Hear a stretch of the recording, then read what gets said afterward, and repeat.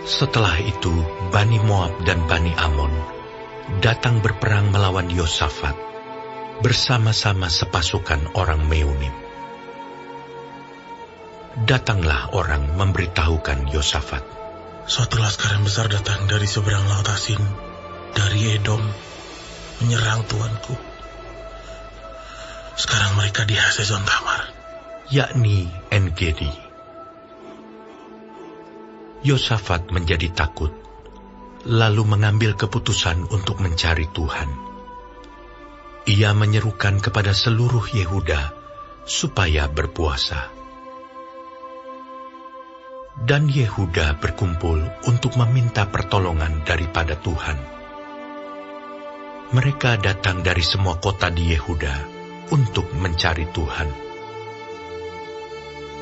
Lalu Yosafat berdiri di tengah-tengah jemaah Yehuda dan Yerusalem di rumah Tuhan, di muka pelataran yang baru, dan berkata, "Ya Tuhan, Allah nenek moyang kami, bukankah Engkau Allah di dalam surga? Bukankah Engkau memerintah atas segenap kerajaan bangsa? Kuasa dan keperkasaan ada di dalam tangan-Mu, sehingga tidak ada orang yang dapat bertahan melawan Engkau.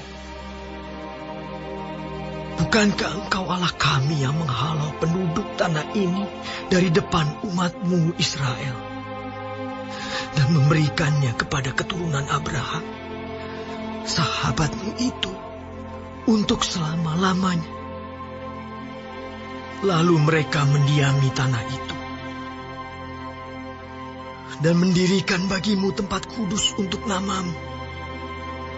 Kata mereka, bila sesuatu malapetaka menimpa kami, yakni pedang, penghukuman, penyakit sampar, atau kelaparan, kami akan berdiri di muka rumah ini, di hadapan-Mu, karena nama-Mu tinggal di dalam rumah ini.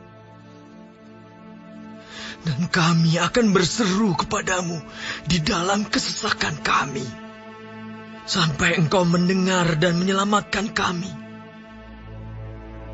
Sekarang, lihatlah, Bani Amon dan Moab, dan orang-orang dari pegunungan Seir ini, ketika orang Israel datang dari tanah Mesir, Engkau melarang mereka memasuki negerinya. Oleh sebab itu mereka menjauhinya dan tidak memusnahkannya. Lihatlah, sebagai pembalasan mereka datang mengusir kami dari tanah milik yang telah Engkau wariskan kepada kami. Ya Allah kami, tidakkah Engkau akan menghukum mereka? Karena kami tidak mempunyai kekuatan untuk menghadapi laskar yang besar ini, yang datang menyerang kami. Kami tidak tahu apa yang harus kami lakukan, tetapi mata kami tertuju kepadamu." Sementara itu, seluruh Yehuda berdiri di hadapan Tuhan, juga segenap keluarga mereka dengan istri dan anak-anak mereka. Lalu Yahaziel bin Zakaria bin Benaya bin Matanya, seorang Lewi dari Bani Asaf, dihinggapi roh Tuhan di tengah-tengah jemaah dan berseru, "Camkanlah, hai seluruh Yehuda dan penduduk Yerusalem dan tuanku Raja Yosafat. Beginilah firman Tuhan kepadamu. Janganlah kamu takut dan terkejut karena laskar yang besar ini, sebab bukan kamu yang akan berperang, melainkan Allah. Besok haruslah kamu turun menyerang mereka. Mereka akan mendaki pendakian Ziz, dan kamu akan mendapati mereka di ujung lembah, di muka padang gurun Yeruel. Dalam peperangan ini, tidak usah kamu bertempur. Hai Yehuda dan Yerusalem, tinggallah berdiri di tempat tempatmu, dan lihatlah bagaimana Tuhan memberikan kemenangan kepadamu. Janganlah kamu takut dan terkejut. Majulah besok menghadapi mereka. Tuhan akan menyertai kamu. Lalu berlututlah Yosafat dengan mukanya ke tanah. Seluruh Yehuda dan penduduk Yerusalem pun sujud di hadapan Tuhan dan menyembah kepadanya. Kemudian orang Lewi dari Bani Kehat dan Bani Korah bangkit berdiri untuk menyanyikan puji-pujian bagi Tuhan, Allah Israel, dengan suara yang sangat nyaring. Keesokan harinya pagi-pagi, mereka maju menuju padang gurun Tekoa. Ketika mereka hendak berangkat, berdirilah Yosafat dan berkata, "Dengar, hai Yehuda dan penduduk Yerusalem, percayalah kepada Tuhan Allahmu, dan kamu akan tetap teguh. Percayalah kepada nabi-nabinya, dan kamu akan berhasil." Setelah ia berunding dengan rakyat, ia mengangkat orang-orang yang akan menyanyi nyanyian untuk Tuhan dan memuji Tuhan dalam pakaian kudus yang semarak pada waktu mereka keluar di muka orang-orang bersenjata sambil berkata, "Nyanyikanlah nyanyian syukur bagi Tuhan, bahwasannya untuk selama-lamanya kasih setianya." Ketika mereka mulai bersorak-sorai dan menyanyikan nyanyian pujian, dibuat Tuhanlah penghadangan terhadap Bani Amon dan Moab dan orang-orang dari pegunungan Seir yang hendak menyerang Yehuda, sehingga mereka terpukul kalah. Lalu Bani Amon dan Moab berdiri menentang penduduk pegunungan Seir, hendak menumpas dan memunahkan mereka. Segera sesudah mereka membinasakan penduduk Seir, mereka saling bunuh-membunuh. Ketika orang Yehuda tiba di tempat peninjauan di padang gurun, mereka menengok ke tempat laskar itu. Tampaklah semua telah menjadi bangkai berhantaran di tanah. Tidak ada yang terluput. Lalu Yosafat dan orang-orangnya turun untuk menjarah barang-barang mereka.